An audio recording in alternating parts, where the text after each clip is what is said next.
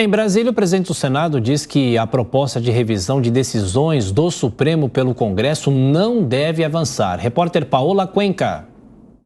De acordo com o presidente do Senado, Rodrigo Pacheco, a reunião foi organizada pelo presidente do Supremo Tribunal Federal, Luiz Fux, que queria fazer um balanço à frente da presidência do STF, junto com os senadores, com líderes partidários do Senado Federal. De acordo com Rodrigo Pacheco, não houve qualquer tipo de reivindicação por parte do presidente do STF, mas o próprio presidente do Senado, Rodrigo Pacheco, abordou alguns temas que estão no Congresso Nacional e que são de interesse do Poder Judiciário, como é o caso da PEC do quinquênio, que conta com o apoio de Rodrigo Pacheco para que seja tramitada dentro do Poder Legislativo. Essa é a PEC que propõe que juízes e membros do Ministério Público possam receber um reajuste automático de 5% a cada 5 anos nos seus pagamentos.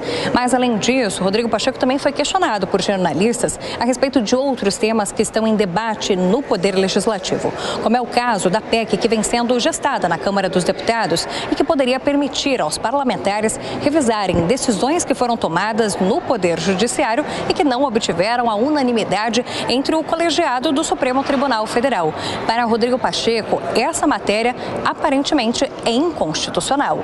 Portanto, é uma iniciativa da Câmara dos Deputados que nós respeitamos o tempo da Câmara dos Deputados, mas eu não vejo no Senado Federal um ambiente para discussão de um tema dessa natureza. Bom, comentando essa notícia, essa polêmica, Ricardo Salles, o próprio presidente do Senado, diz que essa proposta não deve avançar. E um ano eleitoral difícil, né? E seria uma interferência do Legislativo no Poder Judiciário, por mais que sejam feitas críticas ao Supremo, principalmente? Bom dia, Tiago, e a todos. Intervenção, né, de um sobre o outro é o que tem acontecido a todo momento. Cabe à Casa de Leis fazer leis. Você pode até dizer que é uma lei, para alguns, considerada absurda ou considerada exagerada, ou até dizer, não, é verdade, há casos que precisam mesmo ser revistos pelo Poder Legislativo. Agora, é papel do Legislativo formular leis, ponto. Se a lei reflete, eventualmente, uma visão sobre a qual o Supremo Tribunal Federal precisa ter algum controle, a origem desse raciocínio vem justamente do Senado Federal, que não exerce o seu papel previsto na Constituição de equilibrar ou, de certa forma, fazer uma análise das ações e das atitudes adotadas por eventuais decisões do Supremo Tribunal Federal. Cabe ao Senado fazer esse papel. O Senado cabe ser o órgão de fiscalização do Supremo. Aí a pergunta, por que o Senado não exerce esse papel? Primeiro, porque claramente o Rodrigo Pacheco está alinhado a certos membros do Supremo contra o governo federal, não há dúvida, especialmente o presidente Bolsonaro. Por outro lado, há muita gente no Senado Federal, e graças a Deus não são todos, mas há muita gente no Senado Federal com o rabo preso. E quem tem rabo preso não fiscaliza ninguém, né? Se você tem telhado de vidro, não joga pedra no dos outros.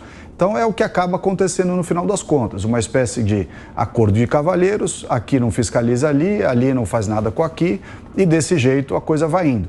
Como o Senado não toma nenhuma medida nesse sentido, a Câmara decidiu fazer um projeto de lei, ou apresentar uma PEC, na qual altera efetivamente esse monopólio do Senado Federal em relação a decisões do Supremo, a atitudes do Supremo. Você pode discutir que isso é inconstitucional, mas é para isso que se faz uma PEC, para alterar a Constituição. Aliás, a nossa Constituição, como eu tenho dito sempre, é uma péssima Constituição. É uma Constituição que reflete uma série de lobbies, uma série de visões, inúmeros direitos e quase nenhuma obrigação, que obviamente foram refletidas em 1988, quando Ulisses Guimarães fez a Constituição chamada Cidadã, que eu entendo que é uma Constituição muito ruim. Amanda, você acha que essa PEC tem chances de avançar, que seria saudável o Congresso alterar decisões unânimes do Supremo, do STF? Pacheco, presidente do Senado, chamou a proposta de inconstitucional. Você concorda? Ele tem toda a razão, Adriana. Aliás, o Pacheco é um profissional da área do direito. É uma PEC inconstitucional simplesmente porque ela mexeria com uma cláusula pétrea que versa justamente sobre a separação entre os poderes. Então, essa PEC não pode existir, não tem como tramitar, não tem como passar.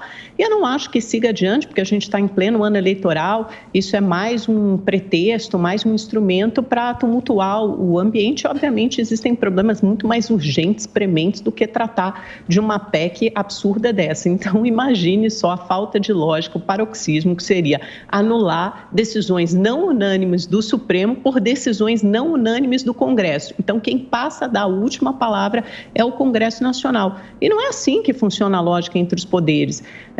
Numa democracia, num Estado democrático de direito, quem dá a última palavra é a Suprema Corte, a mais alta corte de justiça de um país, goste-se dela ou não.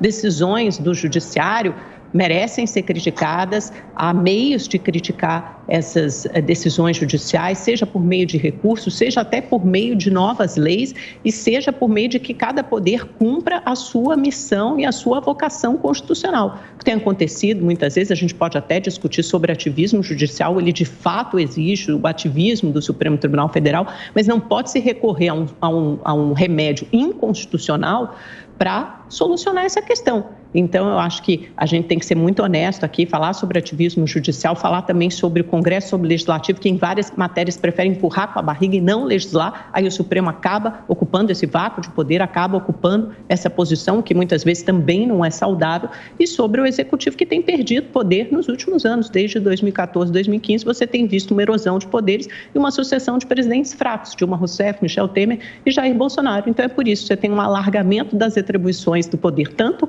do Legislativo quanto do Poder Judiciário, e a gente vê um Executivo enfraquecido. Então, a gente tem um desbalanceamento desses poderes, mas isso não se resolve com uma PEC que é inconstitucional. Roberto Mota, na sua avaliação, essa PEC passaria pela CCJ no Congresso Nacional ou já seria barrada? Nós vivemos um momento de fluidez constitucional, né? A gente tem um arcabouço constitucional hoje que inicialmente era plástico e agora passou a ser quase líquido. Amanda lembrou muito bem alguns absurdos que têm acontecido. Eu gostaria de acrescentar aqui rapidamente o absurdo que foi a anulação das condenações do senhor Lula, em condenações referendadas por mais de 20 juízes em todos os níveis da Justiça Nacional. E essas anulações aconteceram por causa de uma mera tecnicalidade, um fator técnico. Absurdo também a habilitação desse mesmo senhor para participar de eleições presidenciais. A gente não está falando eleições para o condomínio, eleições para a comodoria do iate clube. A gente está falando eleições para o cargo mais elevado do Brasil.